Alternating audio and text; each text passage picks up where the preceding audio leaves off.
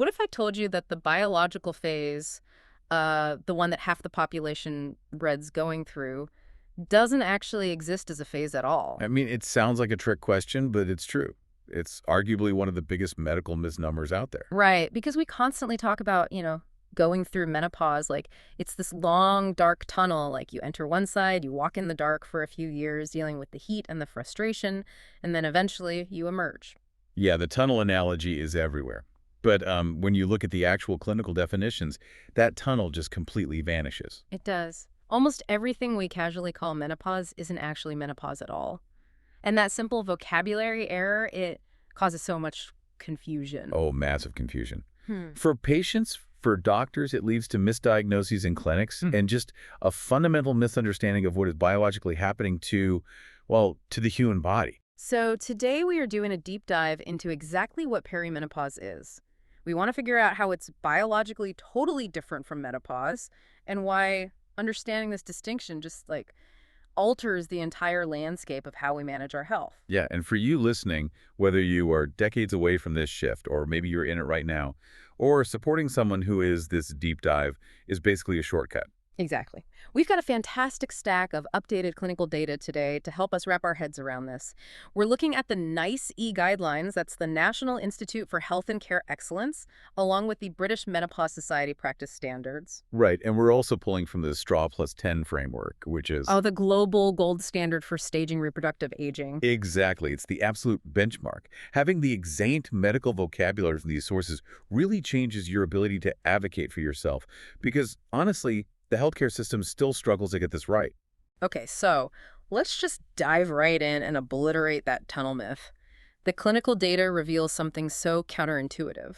Menopause is not a transition. It's not a multi-year journey.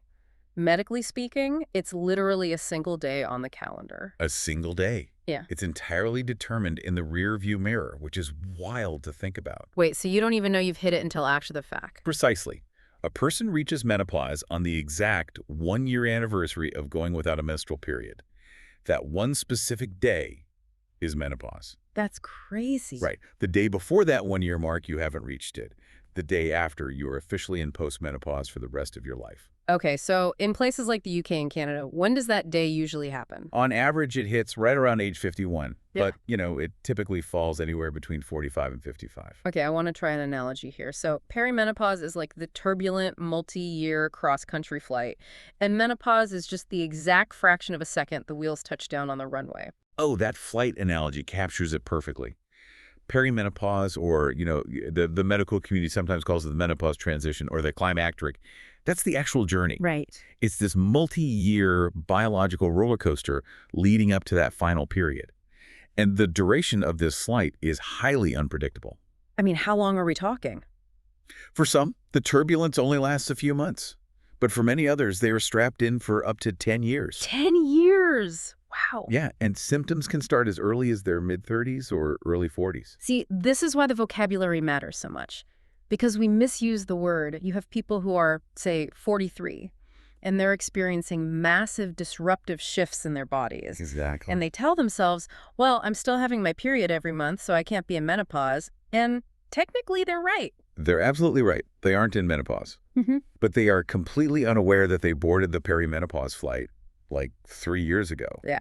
What's fascinating here is how we frame this. We use the language of disease and deficiency, right? We talk about it like it's an illness to be cured. Yeah, like something's broken. Right, rather than a physiological certainty. The loss of follicles in the ovaries is just a natural cessation of reproductive function. But because the public terminology is so muddy, people endure years of bizarre symptoms without realizing they're in the thick of perimenopause. Okay, so since perimenopause is the turbulent flight, the obvious question is, how does someone know they've actually boarded? Because the clinical data makes it really clear this is not some slow, gentle glide down to the runway. Oh, not at all. It's a chaotic, highly reactive biological shift. Right.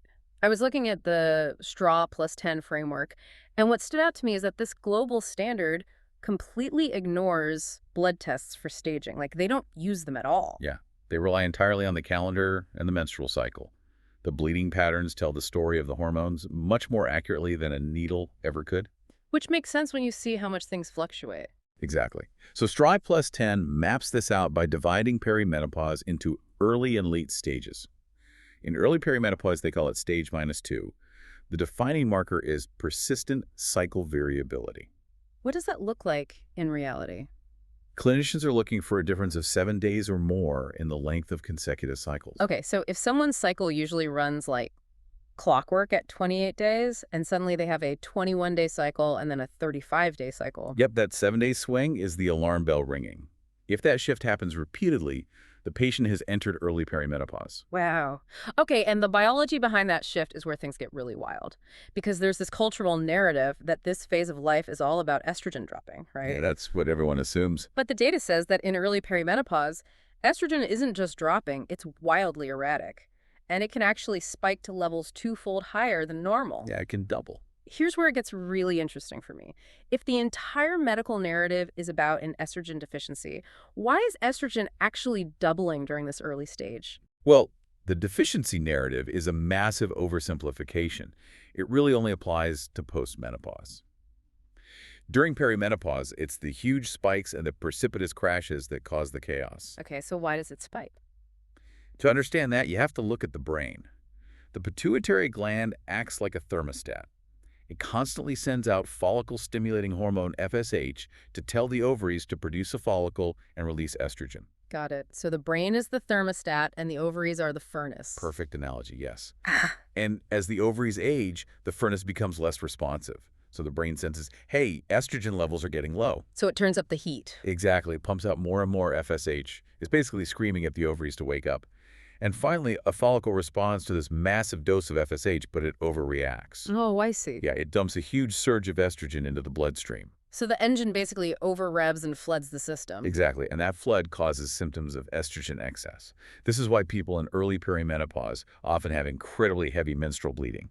All that excess estrogen thickens the uterine lining. Right. They also get severe mastalgia, which is intense breast tenderness and a really sharp increase in migraines.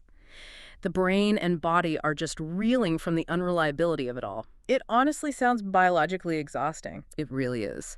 But eventually the furnace does start to burn out, right? And the ovaries stop responding even to the screaming brain. Right, and according to the straw framework, that is when you cross into late perimenopause, or stage -1. And the marker shifts then, right, from the 7-day variance to something longer. Yes, the marker becomes intervals of amenorrhea, which just means skipped cycles of 60 days or more. Going 2 full months without a period is the hallmark of late perimenopause. And what's happening to the hormones then? Biologically, those big estrogen spikes become much rarer, and the drops become much sharper and more consistent. Ah, okay. Because of that sharp drop, this is the stage where the classic vasomotor symptoms, the hot flushes and those drenching night sweats, really begin to peak in intensity. Understanding those wild daily swings, the huge surges early on, and the deep crashes later, it puts the whole symptom spectrum into perspective. It really explains why it feels so destabilizing. It's not just feeling a bit warm for a few months. No. And the British Menopause Society data is pretty sobering on this. Between 80 and 90% of women experience symptoms, and for a full 25%, those symptoms are severe and debilitating. Yeah, and they're enduring them for a really long time. The average duration of these symptoms is 7 to 9 years. 7 to 9 years. And for a third of the population, it stretches even longer. What really stands out in the guidelines is how far beyond the classic hot flush the symptoms actually go. The cognitive and emotional shifts are profound. We're talking severe anxiety, new onset depression, intense irritability. A crushing loss of confidence, too. Yes. And that pervasive brain fog where people suddenly struggle to recall common words or do tasks they've done for decades. Honestly, the psychological and cognitive symptoms are frequently the most terrifying for the patient.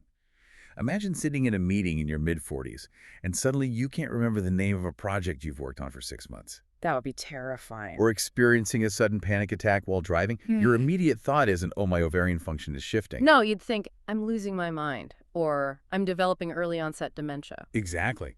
And the physical symptoms are surprisingly diverse, too. The guidelines extensively outline genitourinary syndrome of menopause GSM.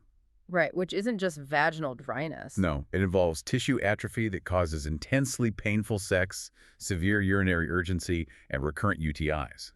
And on top of that, patients report widespread joint pain, muscle aches, and formication. Formcation. That's the one that sounds like a horror movie. The literal sensation of insects crawling on or under your skin. Yes, it's Ugh. incredibly distressing. And the sheer diversity of these symptoms leads to this tragic, highly documented trend: widespread misdiagnosis. Which makes sense, sadly. If you present to a clinic with a racing heart and severe anxiety, they send you to a cardiologist or put you on anti-anxiety meds. Right. Or a patient presents with crippling joint pain and chronic fatigue, and they get sent to a rheumatologist to be evaluated for fibromyalgia. Or they go in for exhaustion and brain fog, and they're treated for thyroid dysfunction. It's like a software update glitching out the whole system because the estrogen code is missing. That's a great way to put it. But, okay, I understand why shifting hormones affect the reproductive organs. The genitourinary symptoms make intuitive sense. But why do our joints and our brains care so deeply about what the ovaries are doing? If we connect this to the bigger picture, the answer lies in cellular biology. Estrogen and testosterone receptors are not confined to the uterus or the ovaries. They are deeply embedded in virtually every single cell, tissue, and organ system throughout the human body. Wait, literally everywhere? Everywhere. There are estrogen receptors in the neurons of your brain, in the endothelial cells of your vascular system, in your bone matrix, in your skin, the lining of your bladder, and critically, in the cartilage and synovial fluid of your joints. Wow. Estrogen plays a massive physiological role in reducing inflammation, maintaining tissue elasticity, and modulating neurotransmitters. Okay, so when the thermostat and the furnace start misfiring in early perimenopause, sending those wild surges and sudden crashes through the bloodstream, every single one of those systems feels the shockwave. Precisely. Your joints hurt because the anti-inflammatory and lubricating effects of estrogen are suddenly fluctuating wildly. And the brain fog. You experience brain fog and mood swings because the neurotransmitters in your brain, like serotonin and acetylcholine, which rely heavily on stable estrogen, are suddenly being starved and then flooded Yeah. over and over again. It is a full-body, systemic biological event. So, if estrogen receptors are in the joints, the brain, the bladder, the heart, a patient is going to walk into a clinic complaining of a sore knee, memory loss, a racing heart, and a UTI all at once. Exactly. How on earth is a doctor supposed to connect all those disparate dots to ovarian aging? I mean, in an era of data-driven medicine, wouldn't we want a blood test? Wouldn't a doctor just order labs to check hormone levels and confirm it? This is where the updated clinical guidelines are really trying to rewrite standard medical practice. Okay. According to both NICE and the British Menopause Society, for healthy individuals over the age of 45, perimenopause should be diagnosed based on clinical history, symptoms, and cycle changes alone. Alone. Alone, routine blood tests like checking your FSH or estriol levels are explicitly not recommended to diagnose perimenopause in this age group. I have to challenge that because it feels incredibly counterintuitive. If I go to the doctor for fatigue, they draw blood to check my iron. We measure everything. Why are clinicians being told to essentially guess based on a calendar rather than looking at hard lab data? It's entirely understandable to want the hard data. We're heavily conditioned to trust a printed lab report over our own lived experience. But the biological reality of perimenopause makes that blood test actively dangerous. Dangerous. How? Because hormones are fluctuating wildly from day to day, even hour to hour. Drawing blood is just taking a completely useless snapshot in time. It's like taking a single photograph of a hurricane at the exact moment the eye passes over, and then trying to predict the weather for the whole month based on that one sunny picture. That is precisely what happens. A patient could be experiencing severe night sweats, crippling joint pain, erratic cycles. They get their blood drawn on a Tuesday morning. But on that particular Tuesday, their brain just yelled at their ovaries, a follicle responded, and their estrogen temporarily spiked to a perfectly normal or high level. And the lab report comes back completely normal. Right, so the doctor looks at it, tells the patient their hormones are fine, and dismisses their symptoms entirely. They're told they're just stressed, or getting older, or they're referred to a psychiatrist. That's heartbreaking. Relying on an unreliable blood test directly harms patients by delaying care. The guidelines are adamant. The symptoms themselves are the data. The 7-day cycle shift, the 60-day amenorrhea, the joint pain, the brain fog. That clinical picture is all the data a provider needs for a patient over 45. Okay, but the guidelines do outline one glaring, massive exception to this no blood test rule, and we really need to clarify it.